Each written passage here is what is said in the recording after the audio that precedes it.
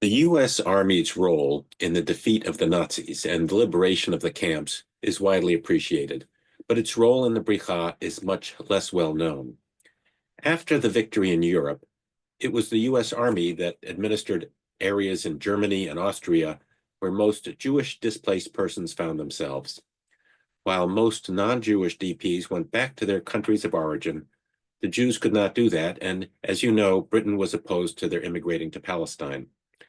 The circumstances of those Jewish survivors immediately after liberation was very bad. General George Patton, who was responsible for the DP's condition, was of no help. He actually wrote that Jewish DPs are lower than animals. President Truman sent Earl Harrison, dean of the University of Pennsylvania Law School, to Europe to report on the situation. Harrison saw that the Jews were being held under armed guard, behind barbed wire, and crowded in unsanitary conditions, with insufficient food and sometimes in the very camps where they had been victimized. He wrote to Truman and he said that we appear to be treating the Jews as the Nazis treated them, except that we do not exterminate them. Unlike General Patton, there were American soldiers who worked to help improve the lot of the Jewish DPs and to facilitate their illegal immigration to Israel, sometimes at their own risk. I'm going to tell you about three men in the U.S. Army who were helpful to the DPs and the Bricha. Two were non-Jews. I'm going to focus on the third person because he was my father, Rabbi Eli Bonin, Zichrono Livracha, who was a chaplain in an infantry division. His story has been documented in several books, but also in his daily letters from Europe to my mother. First, some background. My father was a conservative rabbi in Buffalo, New York, when the war began. He volunteered to join the Army and was assigned to the 42nd Infantry Division, known as the Rainbow Division. They landed in Marseille, and you can see how they pursued the Nazis through France and Germany and ended up in Austria. There were actually over 500,000 Jews in the American armed forces in World War II. When my father's division was fighting in Germany on Pesach in March 1945, he arranged a Seder for the 750 Jews in his division. He even created a special short Haggadah for his soldiers. This is a copy of the Rainbow Haggadah. They used an old printing press, which they cleaned with some Nazi flags, which my father said for once served a useful purpose. The second person I will mention is the general in charge of the division, Harry Collins. My father gained the trust of General Collins, and Collins became sympathetic to the plight of the Jews. My father invited him to the Seder, and here he is in a photo with the general speaking to the Jewish soldiers at the Seder. 1 month after that Pesach, the Rainbow Division participated in the liberation of Dachau. They found more than 30 railroad cars filled with bodies of prisoners who died of starvation on the way to the camp. Then they entered the camp and found 32,000 prisoners who were still alive. My father was the first rabbi to enter Dachau, to see the dead, and to meet with the survivors. As my father wrote to my mother, we saw freight cars with bodies in them. We entered the camp and saw the living. The Jews were the worst off. Many of them were worse than the dead. They cried as they saw us. I spoke to a large group of Jews. No possible punishment would ever repay the ones who were responsible. The war soon ended, and the Rainbow Division was assigned to administer the area around Salzburg, Austria. My father began working closely with a number of DP camps in the area. One of the camps was called Reidenberg, another was Bad Gastein. Abba Geffen, Meir's father, worked closely with my father. He wrote a history of the Bricha, Portsea Machsomim, and an English edition, Defying the Holocaust. I will be quoting some excerpts from the English. He wrote, "The conditions in the Reidenberg camp were very bad. Dozens of families lived together in large rooms. The Jewish chaplain, Rabbi Bonin, was a very nice man with a warm Jewish heart. He arranged for the improvement of their conditions and received the approval of the American Army to transfer to us several blocks of buildings outside the city which previously housed American soldiers. Families could now live as separate units. We called this camp New Palestine." In recognition of his work, my father was made an honorary citizen of New Palestine.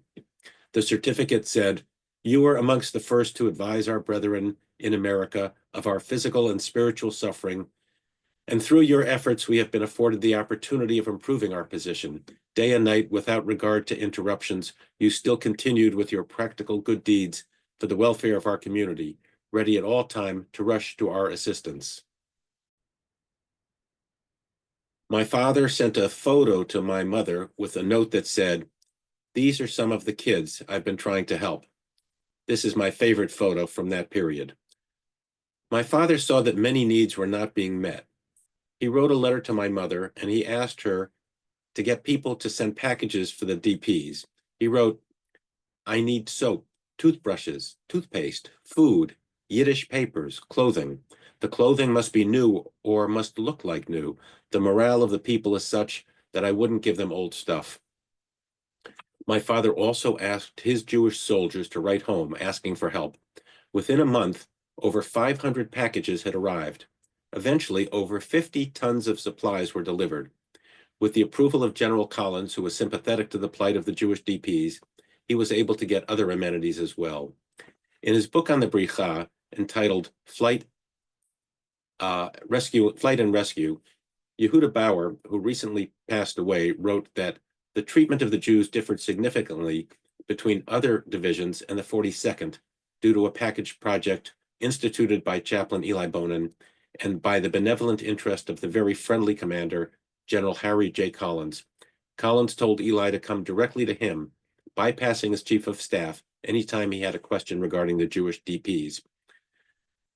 Many of the DPs wanted to go to Palestine, but the official position of the army was that it could not help them because of British opposition. Britain's Prime Minister Clement Attlee warned of grievous harm to U.S.-British relations should the U.S. government publicly advocate Jewish emigration to Palestine.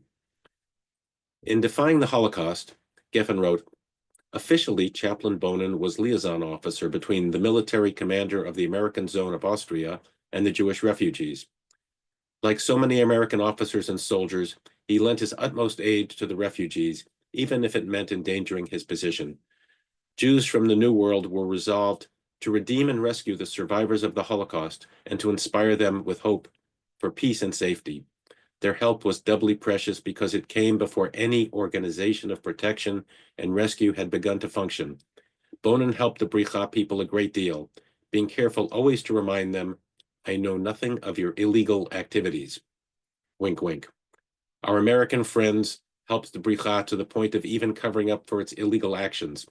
When one of them was asked why they were doing it, he replied, 'I was in the 42nd Division, which liberated the Dachau extermination camp.' In fact, the DPs were forging rubber stamps, simulating Italian, French, American, and British approvals, so that the survivors could travel to Italy on their way to Palestine. Geffen wrote, 'Our American friends helped the Bricha to the point of even covering up for its illegal actions. My father wrote to my mother that he wanted to get every Jew possible into Palestine, and he told her about helping set up a transit camp for them. He was secretly helping the Bricha and wrote her that if it were known what he and his assistant were doing, they could have been court-martialed. But he also felt that General Collins would be sympathetic to their work with the DPs. In November 1945, he wrote to her, 'Don't mention this to anyone, but there exists here an underground organization which transports Jews out of Poland and sneaks them across borders and into Italy. They are highly organized and are doing very difficult and dangerous work. There's a soldier from Palestine in charge of the secret organization. We have a committee of Jews in Salzburg that has set itself up as a central committee for all Austria. They're smuggling Jews across borders with forged documents. The movement of Jews through Austria is an historic event in Jewish history, and Salzburg is a strategic spot. When the story of the Jewish underground is written, it will indeed be something to marvel at. In my small way, I am able to help.' The British were very concerned that the U.S. Army was facilitating illegal immigration. Later that month, Ernest Bevins, the British Foreign Secretary, announced the formation of an Anglo-American Committee of Inquiry on Palestine. When the committee came to Bad Gastein, the Jews planned a demonstration. General Collins said he did not want a demonstration, but about 1,000 Jews gathered in the street with banners reading, 'Palestine or death,' 'Down with the English white paper,' and so forth. The next day, the general addressed the DPs as my father translated his remarks into Yiddish. The general said he was disappointed that they obeyed his orders, but then asked how he could help them. My father said General Collins took advantage of every opportunity he could to help the Jews. While they were in Bad Gastein, the Anglo-American Committee of Inquiry met with my father and interrogated him at great length, unsuccessfully trying to find out about any illegal activities of the Bricha. The British members of the committee were especially hostile. My father then introduced them to Jews who explained that all they wanted was to go to Palestine. Ultimately, the commission made a recommendation that 100,000 Jews be led into Palestine, but the British rejected it. As I mentioned, Bad Gastein became a transit camp for the Bricha. James Rice of the Joint Distribution Committee worked with my father. He wrote, Bad Gastein was a most fortunate choice because it was located on a highway to Italy. Officers and GIs unofficially aided thousands of Jews to go to Bad Gastein and on to Italy as part of the illegal emigration to Palestine. One of the soldiers who worked with my father on behalf of the Jewish DPs was a non-Jewish American who spoke Polish, Stanley Nowinski. Like my father and General Collins, Nowinski had seen the liberation of Dachau. His efforts on behalf of displaced persons was so impactful that when he visited Israel in 1973, a grove of trees was planted by the Bricha, and he was praised as a righteous Gentile for his extraordinary support of the Bricha. The Bricha estimated that 120,000 Jews passed through the transit camp, many under the guise of being Italians on their way to Palestine. Captain Nowinski said, "They said they were Italians going back to Italy. I heard them speaking in Polish, so I just didn't look too carefully at their birth certificates, which looked like they were just recently printed. There were new pogroms in Poland. This was a rescue mission, evacuating the survivors of the Holocaust to a place of safety. They were organized by young but experienced partisan fighters who were determined to get their people to their homeland in spite of all obstacles and difficulties." Abba Geffen wrote, "He was truly a righteous person, our unfailing protector in all our troubles and mishaps, who had undergone so much. He risked his career and endured vilification for his humanity." In late December 1945, my father was called into the general's office together with Nowinski. The general said that higher headquarters had decided to give tacit approval to cooperation with the Bricha. The approval was classified as secret, and if referred to, would be denied. Nowinski later wrote, "The most important assistance came from the Jewish chaplain who became unofficially involved with the illegal refugees. We were fortunate to have Rabbi Bonin, who had been with us in combat and already had the respect of the officers and men in the army, and an understanding of the problems of the Jewish survivors. His sincere, diligent, and patient efforts to cooperate, coordinate, and help all resulted in better conditions and care for the survivors and more goodwill for them from the military. The conditions in the camps were the best in the U.S. zone of occupation. He was devoting much of his time aiding the survivors coming from Eastern Europe who were in great need." On my father's last day in Bad Gastein, the DPs gave him an album of photos showing their work together. It documented their fight to make Aliyah. Even in Bad Gastein, it said, "We are fighting for free access to Palestine." It also had photos of a school they set up, a drama group, political parties, a newspaper, and vocational training for adults. After the horrors of the camps, undoubtedly suffering from what we now call PTSD, they showed incredible resilience, organizing themselves for a new life. They gave my father a 4 by 6 foot drawing showing a group of refugee Jews waving goodbye. This drawing is now in a museum in New York.